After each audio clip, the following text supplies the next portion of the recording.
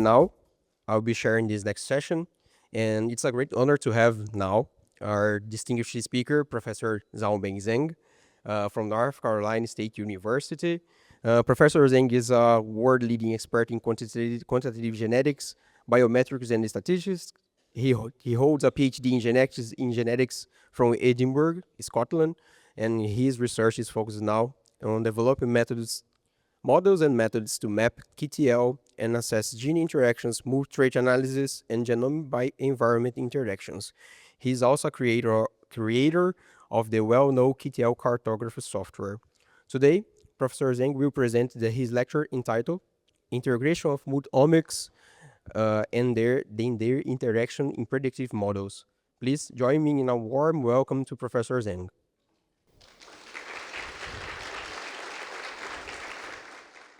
Thank you. First, really, thank you for the invitation to come here. This is my fifth trip in Brazil. Yes, thank you. The first one took place 2001. I was invited to attend of Brazilian Biometric Society annual meetings and present a short course on QTL mapping. It was during that time I met a young faculty in this institution, Augustus, that we form a bond and long-term interactions which lasted until today. That Augusto and Luciano came to NC State 2004, 2006, so spent some time with us. After he came back, the student later told me that he's changed. He's become energized, invigorated. So he created a very dynamic, energetic group in state genetics in these institutions. So over many years we collaborated. Many of his students came to over. So yeah, and Grammys, Marcellus, Gabriels, Natitias, Chichud, and that's Grammy. So there are so many names. Initially I thought those names are very unique, and later I realized those are common names. Grammy, there are quite a few of them. Yeah, very glad to come back. And today, I was trained to do quantitative genetics. So what do we do in quantitative genetics? Well, quantitative genetics studied genetics of quantitative trait. Quantitative trait basically is everything we observe in the organisms, any features, actually, that one. Why it's called quantitative trait? Because it's kind of extension of Mendelian trait. Because genetic usually think about Mendelian trait and genotype, phenotype, there's one-to-one correspondence. But quantitative trait is complicated. There are multiple genes, that's the fundamental things. And also genes working together to study relationship from the whole genome, multiple QTL, and to the trait. So in the past, when I was in grad school in Edinburgh in the 80s, that we didn't have means, to be honest, to study the basic foundation of quantitative genetics. Is we modeled QTL, but we have no ways to locate them and not study them. So it was in the 90s when the genomics come along that well, for quantum genetics and for whole biologies, we have been undergoing a revolution. It's called genomic revolutions. Genomics provide now means to genotype the whole genome. That in the past, in the 90s, the genotype was scarcely the hundreds, on the order of hundreds things. We built a linkage map, and then we can find the QTL. We find the QTL one by one, and in a design experiment. But later on, since 2000, particularly 2010, that technology changed. We now have markers everywhere, and SMP up to tens of thousands, 100,000, millions. So it's saturated whole genome, essentially. And the population also changed. It's no longer a design experiment, everything we have, and even natural populations. And the sample size increased, no longer on the order of hundreds or thousands. Now we have tens of thousands, 100,000, even millions in the case of human. Think about it. We have now a population up to the millions and the whole genome markers. What can we do with it? Well, in the past, we have been working on most of the GWAS and use the whole genome markers to find the QTL one by one. And of course, we use mixed models to take into account of the population structures. Okay, and that's one of the things. Another thing we have been working on is called GBlob. We use a whole genome marker to predict the phenotype. So that's really the current attentions and in the communities, and really take advantage of complex populations and the whole genome markers, informations, and then try to map QTL, find it, and to predict it. So that's what we have been doing on. But what else can we do? Actually, sometimes along the way, we lost track of it. We lost track of our own goals to study the genetics of quantitative trait. So this is the key of link the multi-QTL to the phenotype is a functions. Okay, that include multi-QTL, all kinds of effect, additive effect, dominance effect, interaction effect. Together is a function. So that is actually at the core of quantum genetics. We have not tried to pay much attention to really infer that one. So why we have to do that one actually is essential.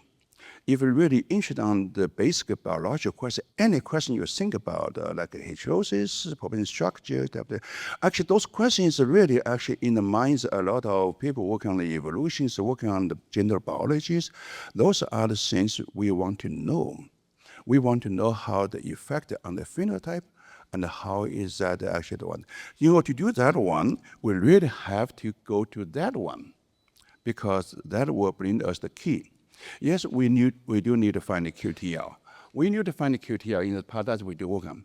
But QTL is a means for us to find elements of the trait genes, but it's not the goal, okay?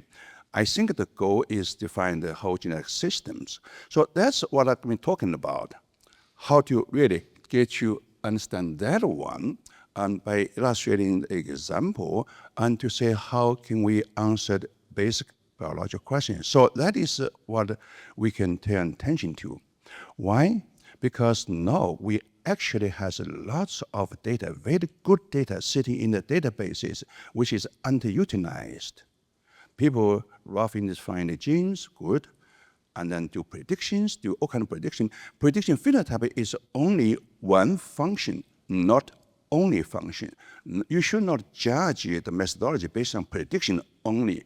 I would say that we can do more. Okay, how to do that one? To be honest, that's not that straightforward. So I'm actually trying to promote of these general procedures, and then we first figure out a way how to define these functions in a general way applied to any population structures. So this is actually very simple. That say, let's suppose that we have population from sample size I, 1 to the n, and locus j to the m, and gamete. Gamete for diploid, 1 to the row, and for diploid 2. For polyploid is 4 or 6, whatever. And the tetraploid or hexaploid. So this is a very general model. This is what we call the G2A model, general 2 allele model. The only thing we restricted is that at each locus we consider only 2 alleles. I'll tell you why. Actually, that's make the things analysis much simpler, and it's just like a digital world. We're talking about these things. Okay, so now we define this Z variable, basically index the data. Since I only consider 2 alleles like S and P, they are A or G. Okay, I define that A is 1 and G is 0. So I can turn the data of categorical into digital. See, once it becomes digital, it's becoming easy to deal with now. Then, this is the key. We standardize it, centralize it. Okay, this will bring actually this the situation. Why we centralize? I'm going to explain later. Now, once you actually take a difference from the mean, and then this is allele frequency of this local population. So now we bring the population into it, okay? That in this case, that Z variable is analytical indicator variable, which is indicate analytic status in the population. There are n individual J loci, and then 2 analytical gamete. So that's just kind of the signal. And then this is what we call for the analytical population-centered variable. So X variable is the key of that for analysis. So why we need to centralize it? Well, this is actually important. This is really something getting to the age population and modeling that one. In statistics, we all understand it. I'm a statistician actually, that if you want to build a model with multiple components, particularly including interactions, you need actually, the statistician usually say, well, standardize a variable, take a mean 0, variance 1, but we don't need to get a variance 1. We standardize it, we centralize it. Centralize it is, from a statistical point of view, is there was a well-known concept of, actually, it all traces back to Fisher's 1918's papers.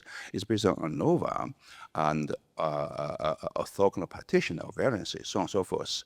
That, so statistically, it makes sense, because without doing that one, you're not quite sure, because it impacted epistasis, okay, how to deal with that one. And it was on here, in genetics, we have a long-standing dispute, because the geneticists, they tend to think about relationship between genotype and phenotype. They don't like the P, the frequency into it. So they tend to think that this is statistical model, and they would like to have an alternative model, okay? That they have non-dispute. But my message in short is one, this is the only way to do it. There's no other way. Why? Why? Well, because of that, when we actually design the model, we have to considering the property of the model, and it's an n-dimensional space. You really have to, how do you going to find the order in this n-dimensional space? There's certain mathematical conditions. One of them is called for that consistency. What consistency means? When you estimate the model, you quite often you weigh the low dimension order, a few QTL, so on and so forth things. You want to make sure that the parameter you estimate in a low dimension space, which is consistent in a high dimension space. Okay, a lot of practice or model that currently in use does not hold for that definition. Actually, which means that one is, there's not a sense. You can define the relationship between genotype or phenotype, so on and so forth, in a high dimension spaces. You will never be able to observe all of it. The question is, how would you estimate it? So that estimation pick up that one. So you cannot escape that one. So let me actually define that one. We come back to that question of consistency. In this model, that just as I explained, that this is actually the linear model, and that is the additive variable. Additive variable is basically sum of x variables. X variable is the element of alleles, relationship populations, and since diploid, a sum of 2 alleles. You can see if it's polyploid, I can sum of 4 alleles or 6 alleles. So this can be extended to a polyploid. We're working on that one, demonstrate how it is to apply the multiple beam. And this is analytical dosages. That's the concept of that one. Another corresponding one, this is a dominant variable, genetically speaking, is basically interaction. Interaction is product of X terms. Statistically, that's what the interaction means, is a product term. So that this is basically analytical interactions. That once you actually excavate the centralizer, this is basically what all of called genetics into it is additive, dominant, and correspondingly, you have all kinds of interactions. You just build upon it. Very simple. Okay. So once you build upon that one, you have what we call the additive effect, dominance effect, epistatic effect. Those effects are the regression coefficient. You don't define them. It's the consequence. You define X variable. You define the relationship of regressors, and the regression coefficient come with it. So sometimes when you see literature of genetics, they define the regression coefficient and going backward. The things that I can tell them, you can define those, but you cannot estimate it. Why? Sometimes we forgot, actually, there's a mu here. The mu is, they play a very important role with that one. And when you put those in the calculation, what you estimate is not what you intended. That's what we mean of the consistency. A lot of ad hoc genetic models are not consistent when you apply in any populations. That's the point. So I'm not predicating that one. So this, in statistics, this is so-called model means. This is the so-called centroid in high dimension space. You first identify that centroid, and for each of marginal things, you got marginal mean, so on and so forth. Everything that deviates from that one. So there's quite a lot of issue getting into it. Okay, here's the model. So far, I have not talked about population yet. This can apply to any populations. Of course, when you apply that, there are two conditions, which we'll talk about next one. A is that the marker is very dense, so we will treat S&P, for example, a subset of one as the candidate QTL. So that's actually one of those things. Another is this applies only very large populations because there are a lot of effect, and all treated as fixed effect. So those are one effect. Okay, here there is another thing. Why? Oh, sorry, I just pushed it too much. That why this -2 here? Because of that, if you put the p equals half, this is called F2 model. So it's kind of conform the culture we're using that one. And no, why we use the so-called G2A model? This is a digital model because each local two alleles is 0, 1 variable, so that we consider only two alleles. And then in multitude, it can represent any complexities. Just look at our digital world, and we use 0, 1 and link everything. That the question, how about the multiple alleles? Well, if the multiple alleles, you could represent it by multiple S&Ps, multiple two alleles. So in a sense, this can really actually represent a lot of the things. So, and it's very simple.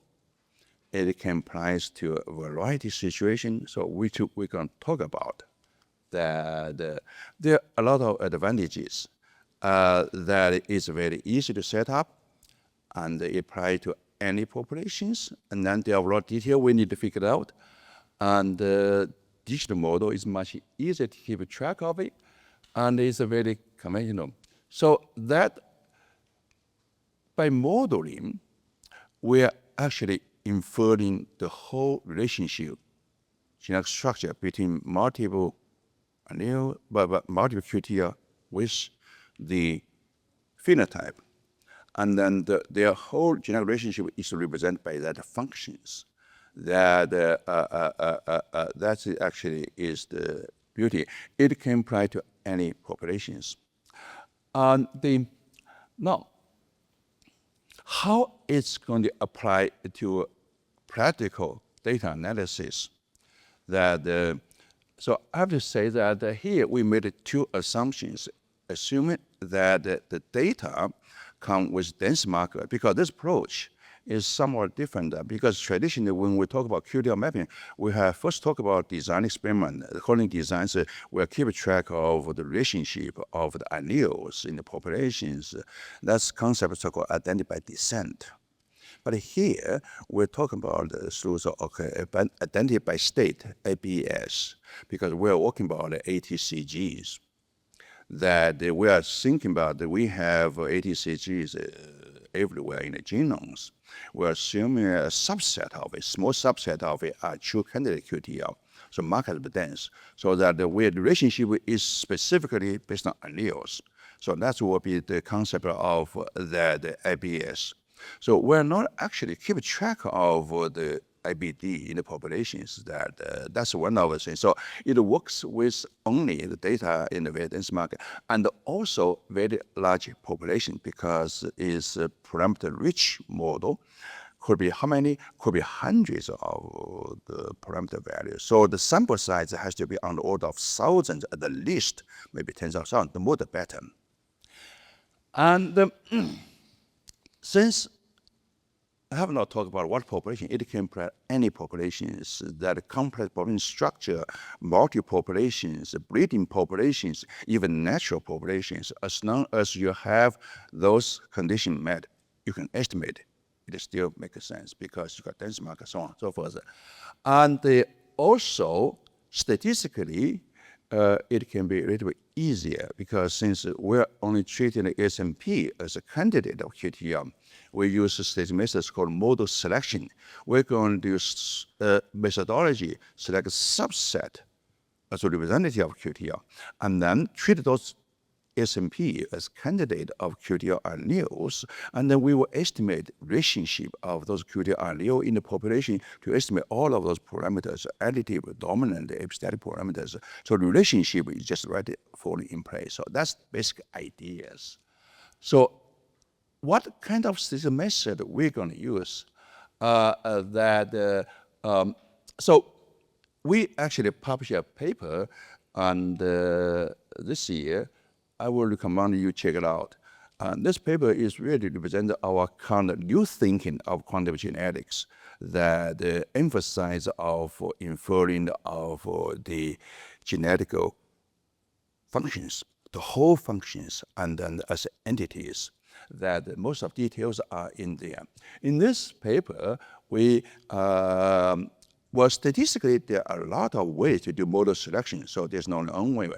We just adopt this way. This is just our way to doing that one. So by no means, this is the only way. There are lots of different ways. So in statistics, and model selection is a long-standing problem, and they come with it a lot of issues. And how would you select it? How would you make sure that what you selected is right, so on and so forth? Since there's no so-called fixed standard.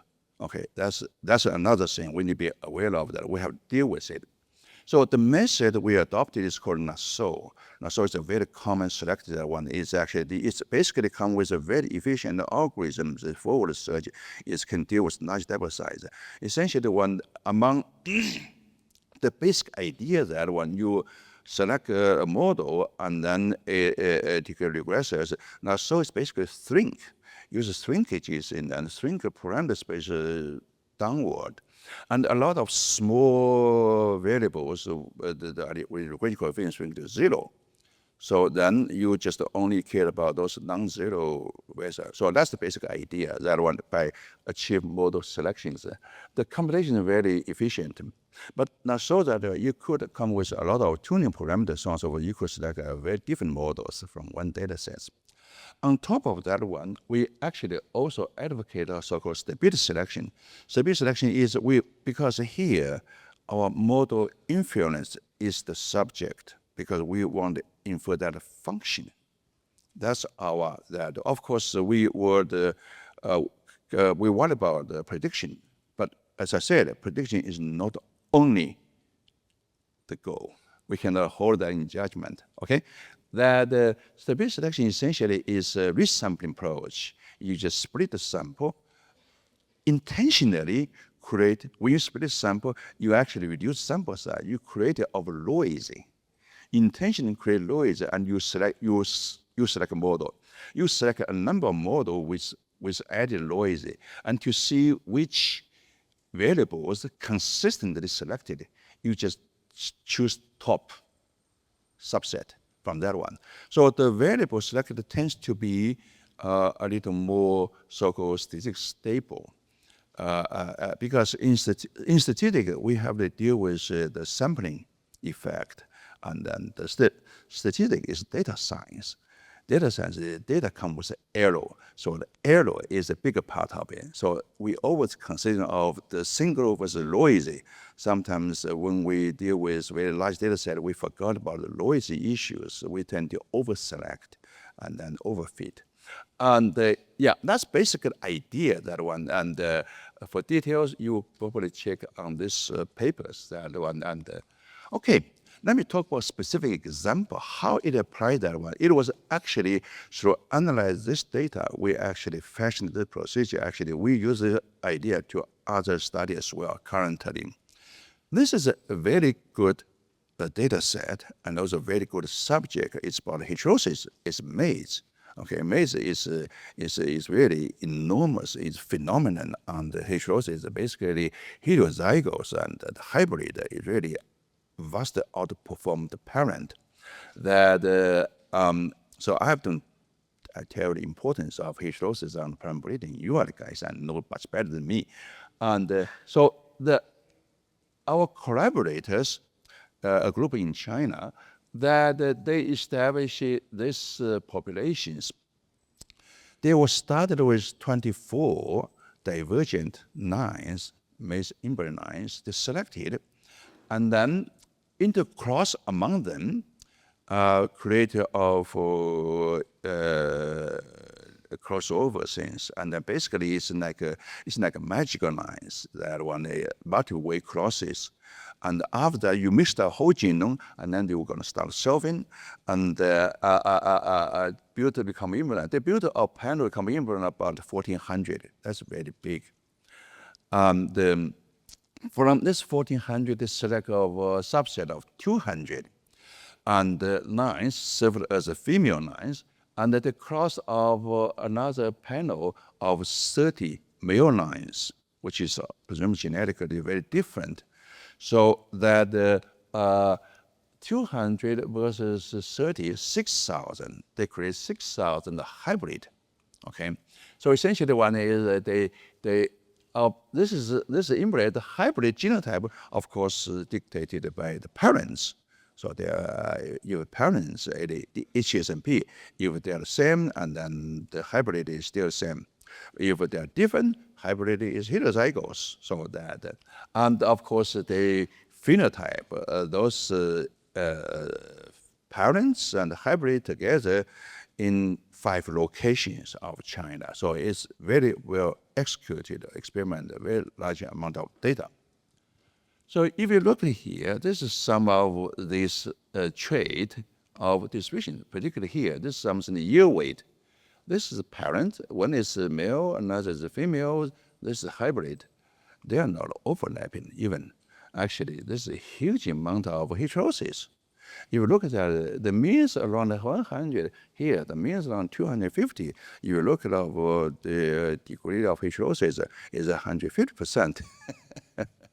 It's a phenomenon that, no, this is give us opportunities, and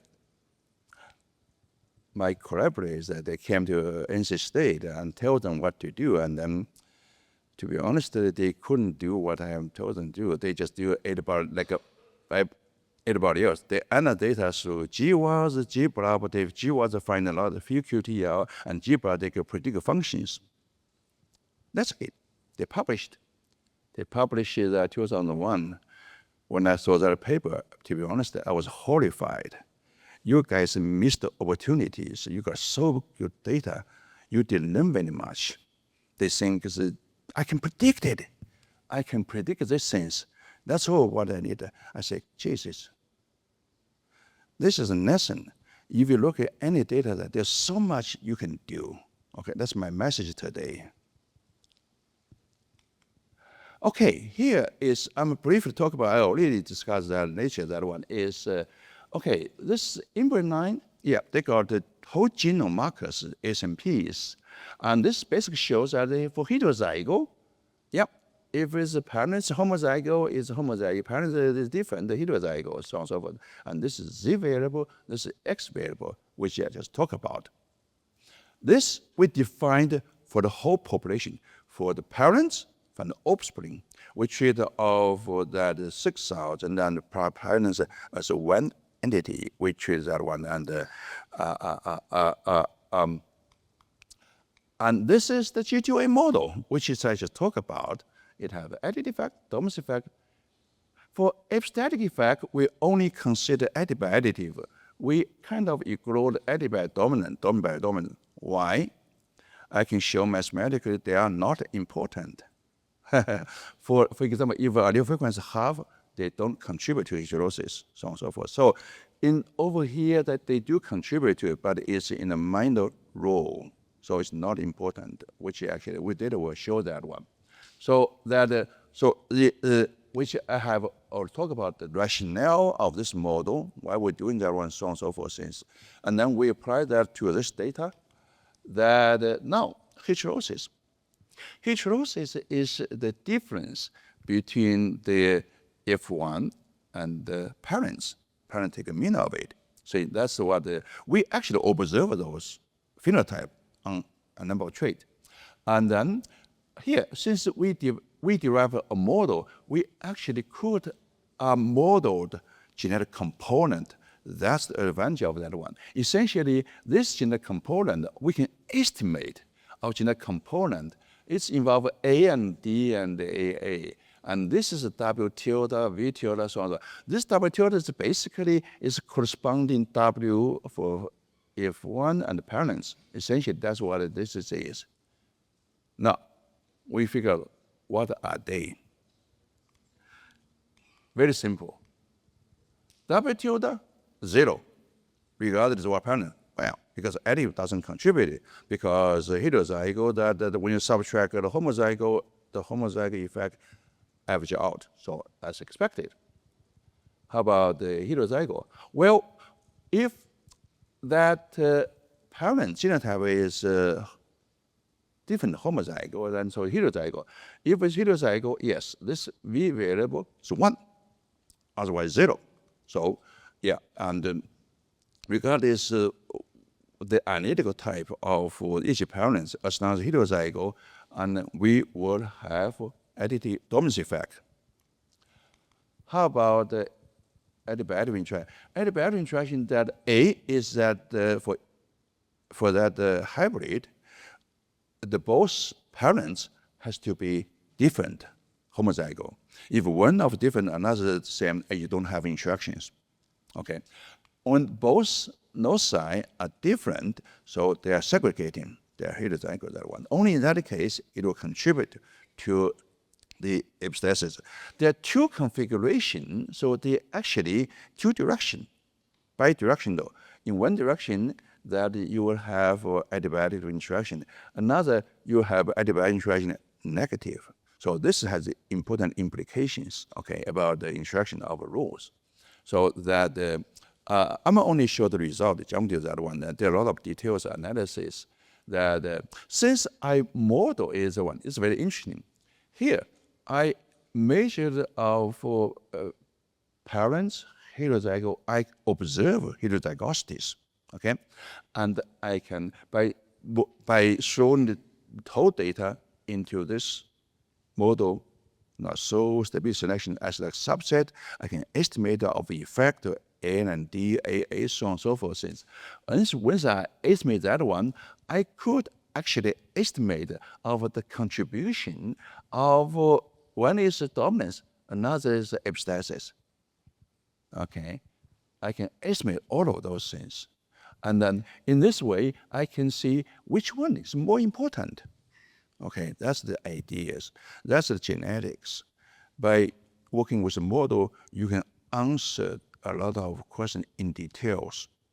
That's that. But without doing that one, if you subscribe infinitesimal model, you are going nowhere because you have no QTL in your model because you are treating every marker as a QTL. If you treat every marker as QTL, you don't have the composition of QTL. Okay, so here's the result. Very interesting. First, that we found of 139 QTL there because the problem is a huge effect, and then the sample size 6,000. We can find a lot of QTL.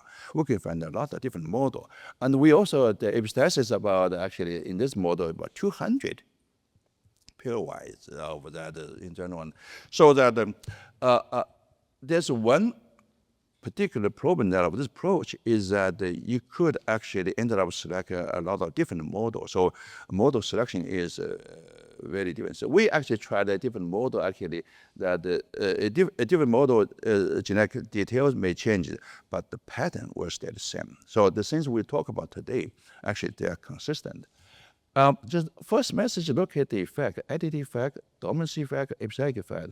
One thing you jump up immediately is actually the additive effect is more or less symmetrical because you take a sum of the effect divided by sum of absolute effect. Basically, if half of plus, and then you will have a zero. But dominancy effect, predominantly positive. That's the source of heterosis. That AA, it's also half of them positive, half of them negative. Because actually there are two directions. So that's actually already basically that you will see the pictures, you will see the conclusions of that. Since I estimated 139 QTL, each one I get estimate of the added dominance. Oh, I forgot about that one in the not so. When we select QTL, we keep A and D as a pair together. So each QTL select as a pair. So we're not selecting on A and D separately. So that if I select of 100, it comes with 139 estimate A and D. And yes, it's dominant, but it's actually overwhelmed, over-dominant. So that is our conclusion that the epistasis, this is the most clear one. The general conclusion that the heterosis, dominant. I'm going to show epistasis, not that important. Is dominant over-dominant? Is it overwhelmed or over-dominant? Could it be pseudo-dominant, over-dominant? Maybe there's some of them, but you come to the one I got 107 not saturated the whole genome, and the degree of over-dominance is way above that one. So that particularly for these populations, and the conclusion is unambiguous. It's not only dominant, it's over-dominant. That you will see that. So here is that one. Since I select a model, I can plot it out of parental. Here is the 30 male lines. This 24 original founder lines, female lines. This is derived of 200 of that select lines. You could look at that one. You could look at of genotype. This is black and white because the genotype is 1 or 0. You could really actually, this basically displayed data in a sense. And by looking at that one here, I will say the QTL, additive effect, dominancy effect. Dominancy effect is actually in one direction, and the magnitude is actually much larger than additive effect. By looking at that one, you already see where the heterosis come from because they are set of loci. Actually, the male parents completely different genotype, and the female is still a different type. And those sets actually has a big effect, big of QTF. Essentially, when this female or male parents are actually different, in males, they have a so-called heterotic group. In males, actually, they are the B7 and so on and so forth. They are two different groups. No, the heterosis come from if you cross it between the group. Within a group, they are still segregating, they still exhibit heterosis, but most of it contributed by those sets of QTR, those still contributed to that one. So you can ready to see that. Okay, here is the once you get the model, you can predict everything.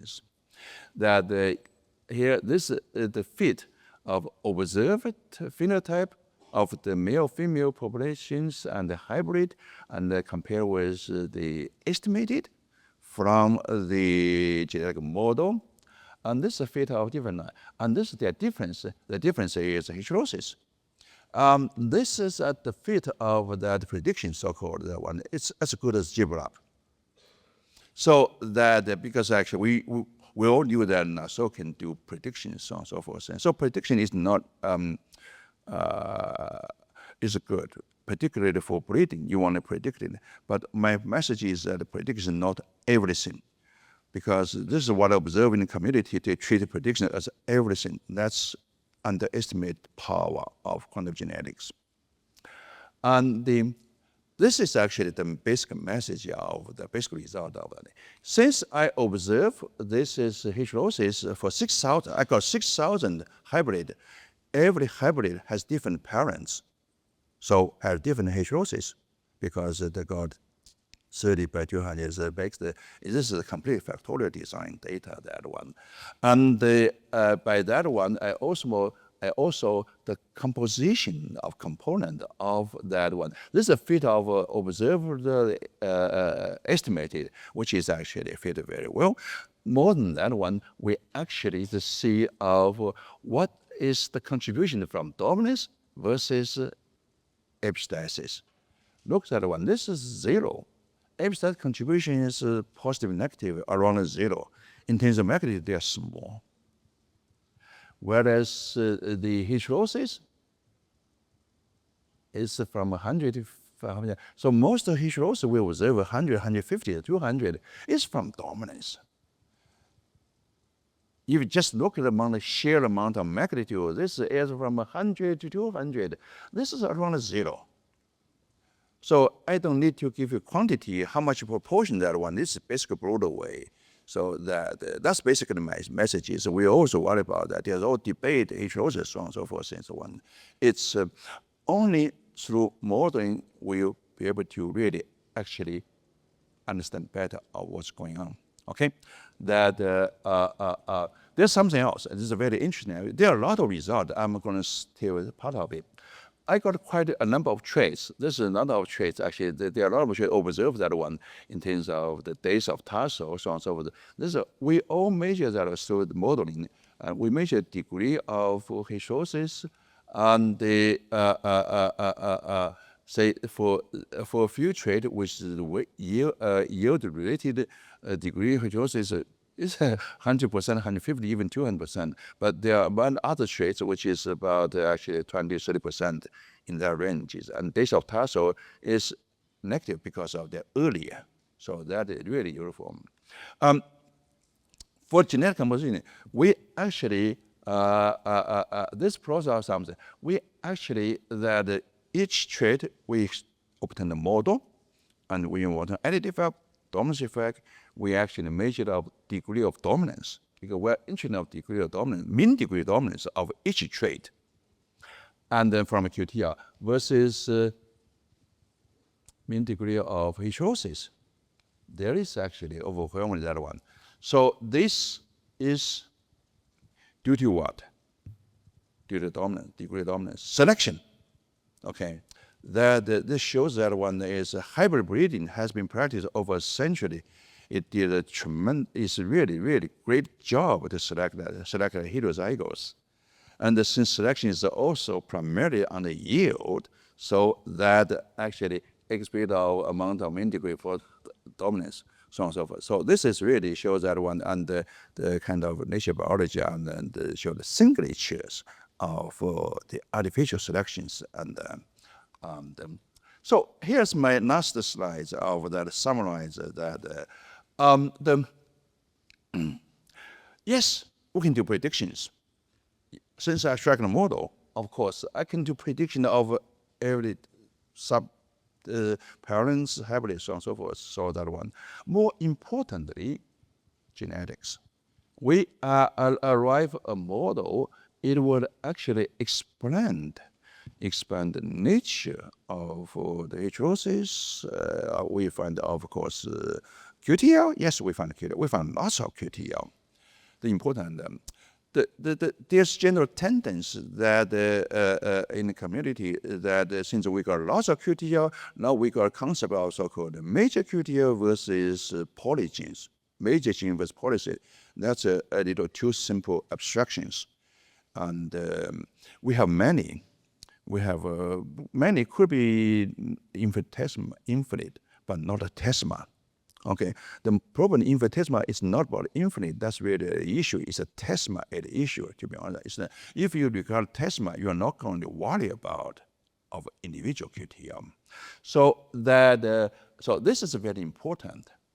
And of course, in this application, I didn't talk about it. Since I derived a model, you can see right away if I want to do further breeding from this population, what to select, how to select. That's actually create a lot of potential. That's actually, this is really what I was thinking. If I were the breeders working on any organism, what I would do first, I will first actually select a number of germplasm. Sure, I want to have my resources of variation that one. I would like actually design first design experiment to let the germplasm segregated. Like what I did, created of that, you have to have a segregation in order to find the QTL. If you just had analyze germplasm, you're not going to find the QTL because of genes are in clusters, so they're not segregating. So I would create probably a large of population that gene segregating in our estimate model. From that one, I will actually do a lot of things actually, see what I'm going to select that one. So that you could select based on phenotype, you can based on genome selection. Genome selection is still blind selection because you just select phenotype. You're not selecting details, that one. This work detail, it will be complicated. That's genetics about. Okay, so that we should complain that one. So that's basically that one is. So I didn't talk about that one. That's something we're working on. So that one. So my overall message today is that one. Not only currently we're doing some other things. For example, and as many of you know that the maize, there is a famous population called maize NAM populations. Is a cross between B73 of 25 other inbred lines. Each cross created of real. The first KF1, and then they will start shelving and get ready to become inbred lines. So each population is 200. There are 25 of them, so it's 5,000 lines. And then they has a whole genotype, a lot of phenotype. We are using the same approach that treat the whole population as all populations. And we will treat the B73 allele as 1, the rest of allele as 0, so it's digital models.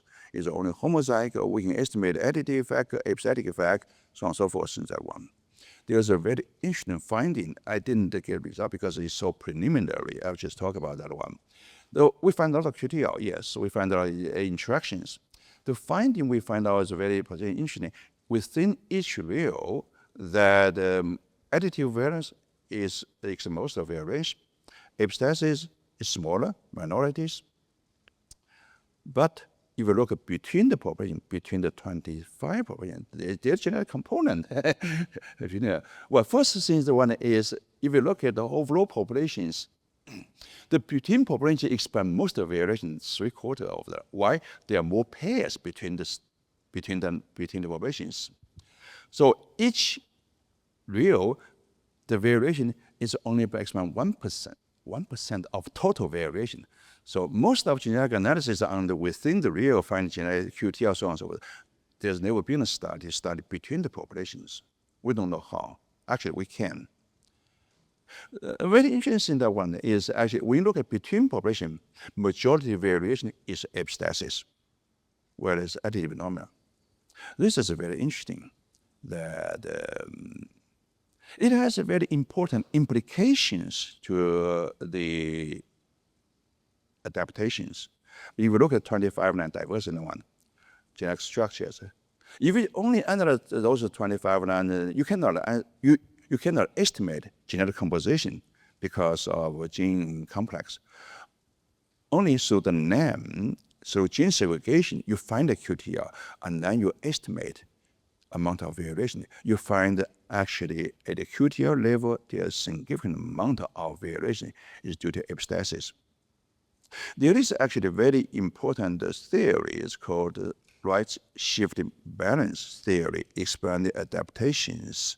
That Wright postulated that one is population adapted of the environment. There is a multiple dimension environment, so-called evolution niche.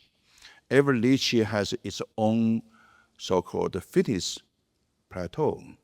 But between the population, there is a valley sense. So population in a different locality, different niches adapt different optimum. He postulated that one. If you can really analyze our genetic variation between populations, he expected that one epistasis play a very important role. But in the past, we don't know how to estimate. We don't have. You need a segregation. You know that one. So this is actually we find this interesting is potentially very interesting. I think this is common. If you look at the other populations, so on and so forth, things that my message is, folks, We got lost in the data. There's much more we can dig it out, much more than actually find the QTL one by one or just predict it. If you attend any conference, quantum genetics, you look at your presentations, it's full of mixed model things, infinitesimal things, and they think that's all. I'm a quantum geneticist. I've been working this for 40 years. I know better. There's much more we can learn. Okay, that's my message today. Thank you.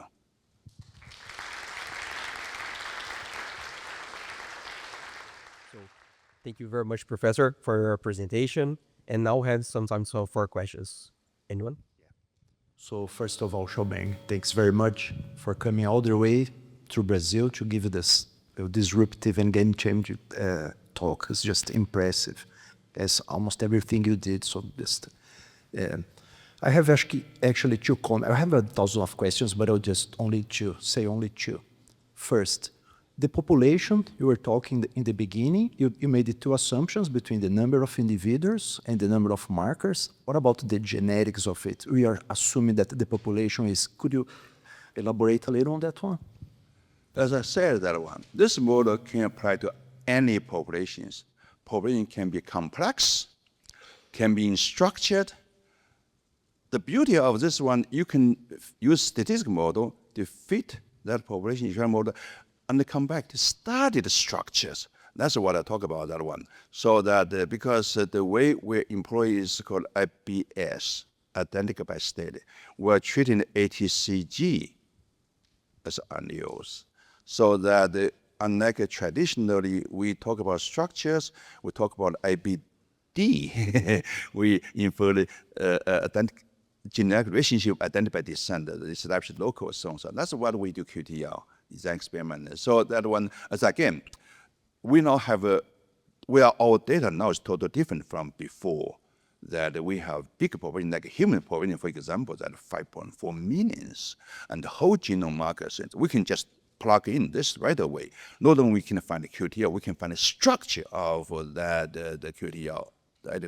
More importantly, actually, I could, for example, has anybody looked at our genetics population structure or human height in the human populations?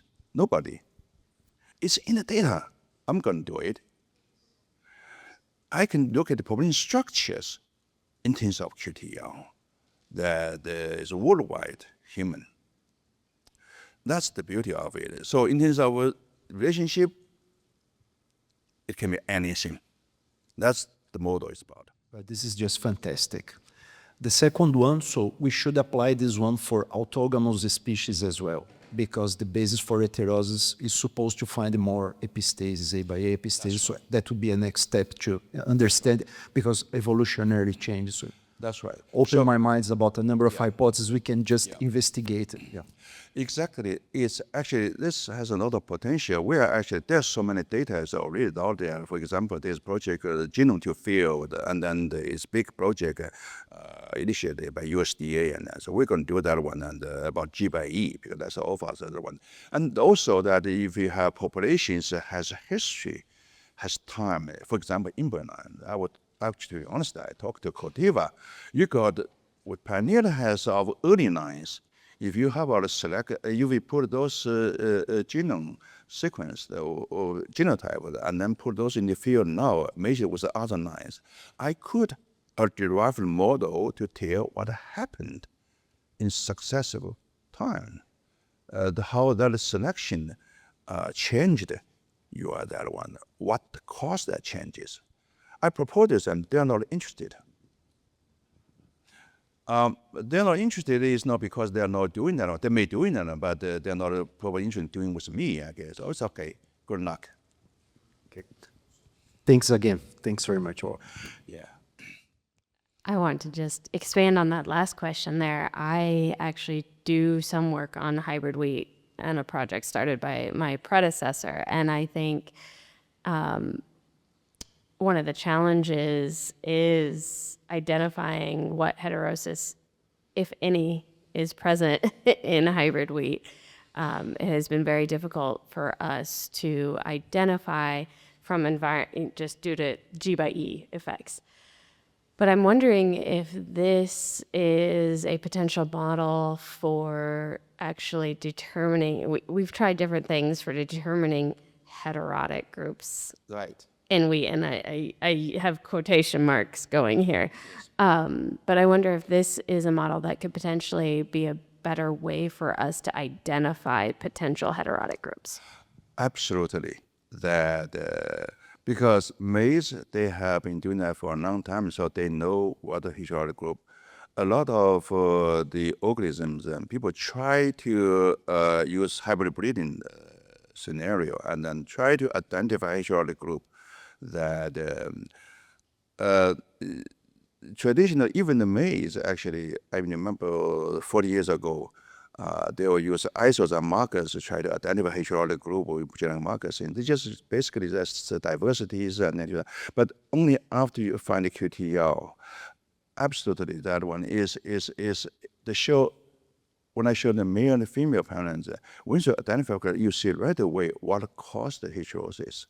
And of course, in the sense that for a lot of species, even people on soybean, they also want doing the actually heterotic things, and they were maximize genetic diversities and then to cross the different things. They thought the more different, the more heterotic group. Sometimes yes, sometimes no.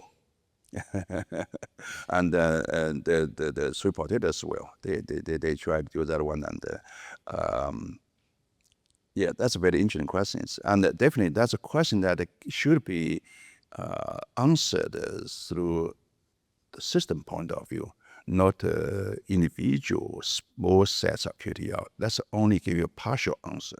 So thank you, Professor. On behalf of the organizing committee, we sincerely thank you, and we want to give you a small gift.